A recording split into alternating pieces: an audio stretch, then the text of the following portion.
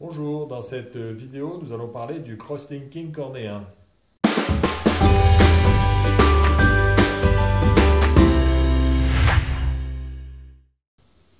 Bonjour, je suis le docteur Marc Chemla, ophtalmologiste au centre Vision Laser Paris-Ouest. Et dans cette vidéo, nous allons parler d'une technique relativement récente qui est en plein développement, qui est le cross-linking cornéen.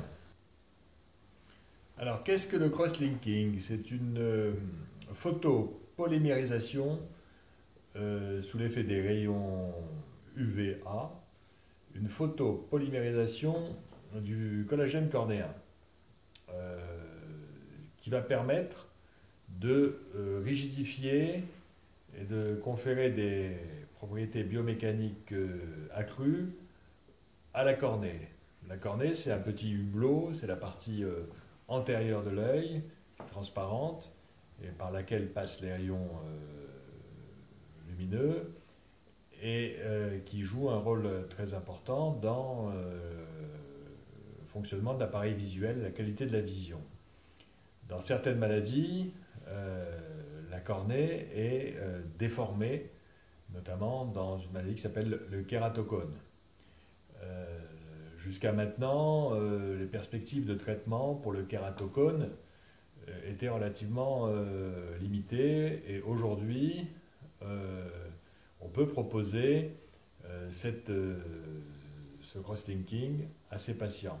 Alors, comment se passe la procédure? C'est assez simple, ça se passe en ambulatoire, le patient est au bloc, allongé, c'est pas douloureux. Il y a une première phase qui était assez longue au départ, d'instillation, on met des gouttes, de la riboflavine qu'on instille dans l'œil, et ensuite, au bout d'un certain temps, l'œil est exposé sous l'effet d'une petite lampe à UV pendant un certain nombre de minutes. Alors, les protocoles se sont considérablement raccourcis, puisqu'au départ, l'ensemble du processus durait 1 heure. Aujourd'hui, avec les appareils plus modernes, le temps est divisé par 10 pratiquement, et la procédure est vraiment simple et non douloureuse. La récupération visuelle est plus longue. Alors, je ne vais pas rentrer dans les détails parce qu'il y a différents protocoles de traitement, de durée de traitement. La plupart des protocoles, on enlève l'épithélium, il faut débrider l'épithélium de la cornée. D'autres, on peut garder l'épithélium. Alors, je crois qu'après, il faut rentrer au cas par cas selon les patients. Donc, il y a plusieurs protocoles, mais le principe de l'opération est le même.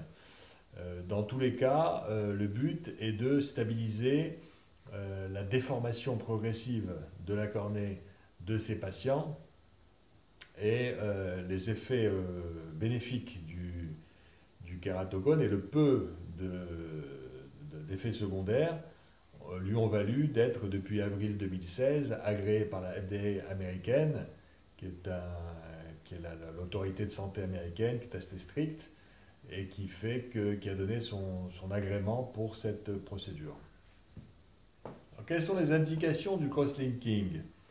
Il est proposé maintenant, il fait partie de l'arsenal des traitements possibles aujourd'hui du kératocone. Le kératocone, c'est une maladie qui apparaît relativement jeune, souvent à l'âge de la puberté, qui évolue jusqu'à 30-35 ans. Et devant un kératocone évolutif, aujourd'hui, on est en droit de proposer ce cross-linking. Associé ou non aux anneaux intracornéens. Il ne faut pas trop attendre pour pratiquer le cross-linking. Il ne faut pas le faire non plus sur une cornée qui est relativement stable. Il y a un suivi nécessaire de ces patients, notamment avec les topographies, l'Orbscan. Et devant une cornée évolutive, il y a indication au cross-linking. Ce cross-linking est aujourd'hui de plus en plus proposé avec un traitement réfractif, non pas en LASIK qui reste complètement exclu, mais